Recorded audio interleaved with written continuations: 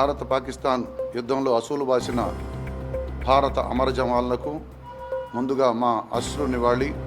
America అధ్యక్షుడు Donald Trump నేరుగా యుద్ధం ఆపాలంటూ ప్రపంచ మానవాళికి అస్త్రశస్త్రాలు అమ్మే దేశమే అస్త్రశస్త్రాలు విడనాడండి అని కోరుతుంది. సీజ్ ఫైర్కి ఒప్పుకోవడం జరిగింది పాకిస్తాన్, భారతదేశం సీజ్ ఫైర్ అమలు చేస్తున్న పాకిస్తాన్ ఏదైతే ఉందో సీజ్ ఫైర్ని ఉల్లంఘించి మళ్ళీ తన కుటిన బుద్ధిని చాటుకోవడం అనేది ఆ దేశానికే పెను ప్రమాదం.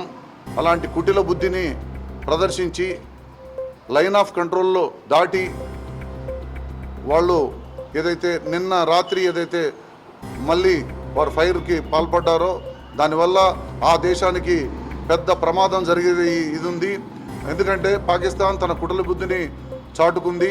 ఆ కుటిల బుద్ధిని విడనాడి సీజ్ ఫైర్ ఏదైతే అన్ని దేశాలు చెప్పే సీజ్ ఫైర్ని అమలు చేసుకోవాల్సిందిగా కోరుచున్నాం. లేని పక్షంలో ప్రపంచ పటం నుండి పాకిస్తాన్ మటుమాయం అవ్వడం ఎంతో దూరంలో లేదు. ఎందుకంటే భారత సైన్యం 140 కోట్ల ప్రజల పక్షాన పోరాడుతుంది.